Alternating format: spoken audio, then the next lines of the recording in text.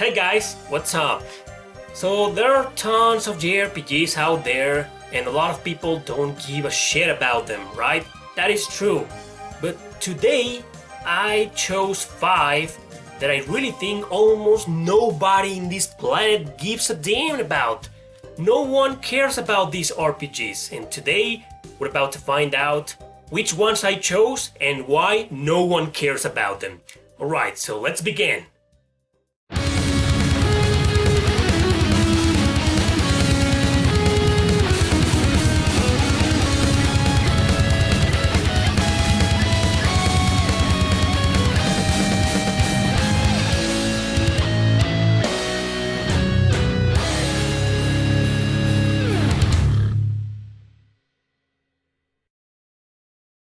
Number 5. Dawn of Mana.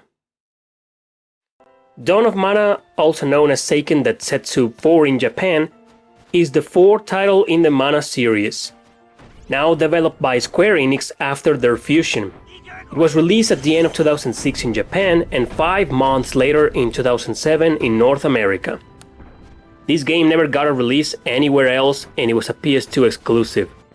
The reason why no one cares about this title is because it shamefully brought the Mana series into a terrible decline, getting poor and negative reviews, mainly for its lame gameplay mechanics, straying off from a role-playing adventure which had been the core formula of previous entries in the series.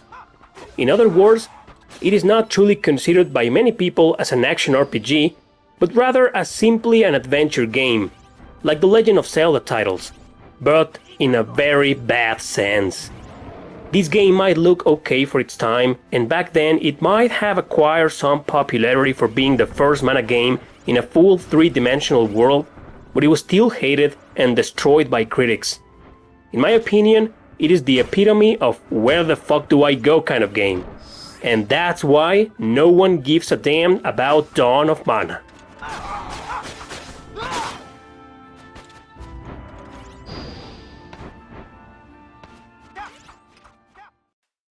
Number 4. Final Fantasy Crystal Chronicles: The Crystal Bearers. The Crystal Chronicles was never really successful to begin with. All of these Final Fantasy spin-offs have received mixed reviews, especially the first one for the GameCube with its awkward mechanics, becoming a game some people love and some people hate. The Crystal Bearers was released in 2009 in Japan and North America, and until 2010 in Europe. In its former country, it did fairly well, considering it was far different from the GameCube title, and it was a breath of fresh air into the action genre. Outside Japan, however, mixed reviews compelled its reception, but they all had one thing in common: the game lacked appeal. It was extremely forgettable, however good or bad it was, and some didn't even consider it as an action RPG anymore. There was just a lot of things to do here, and it had some really interesting mechanics, but with so many other great titles, far greater than this mediocre spin-off, nobody cared for it. So it was quickly ignored and people moved on, even into other Crystal Chronicles titles.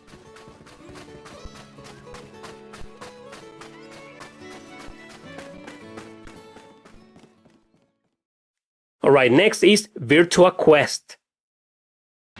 So Virtua Quest, also released for the GameCube in 2004 in Japan and 2005 in North America, was Sega's attempt to make a spin-off from their Virtua Fighter series into an action RPG.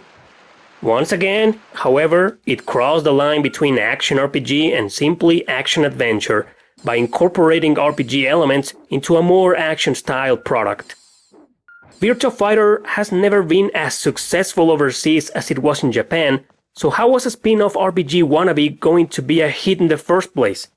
Besides, it was fun, yes, but no one gave two shits about it, because there were hundreds of excellent action-adventure games or even action RPGs that were more deserving of anyone's attention than this unappealing mess.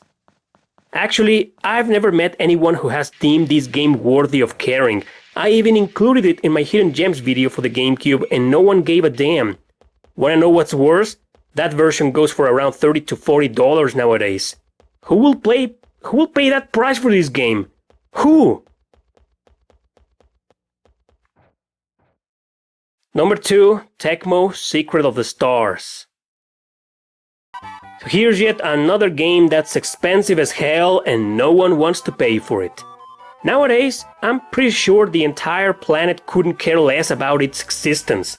But back then, it received positive reviews, and it was the talk of the town for a while. That is until over the course of time, gamers began realizing about its true deceitful nature and decided to forget about it. It's a turn-based RPG in which you manage two parties at the same time in the most boring overworld ever in the history of RPGs.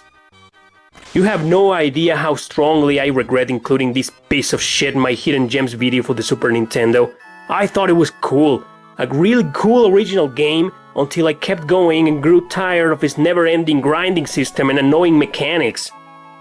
This is the only game in this list that is beyond mediocre. It's bad. It's just bad. Not terrible, but you know what I mean. No, wait, there's something worse. That's right, Dokapon Monster Hunter. This game was released for the Game Boy Advance in 2001, and it holds absolutely no relationship with the Monster Hunter series. Actually, this guy came before that Capcom franchise, so it held the name first. But disgracefully.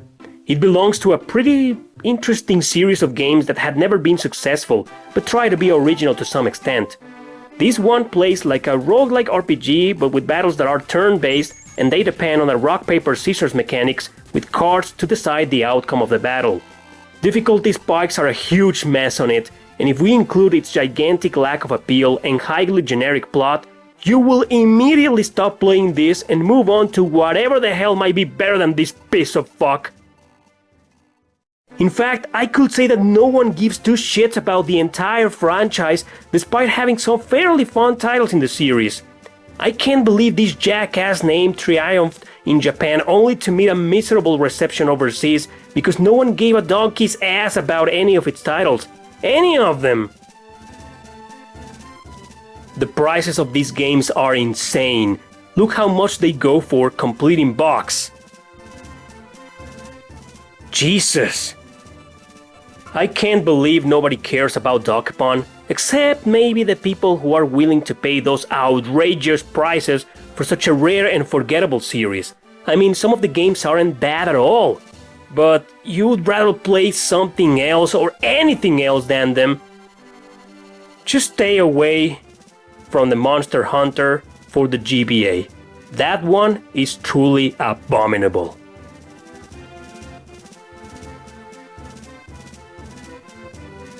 That's it, guys.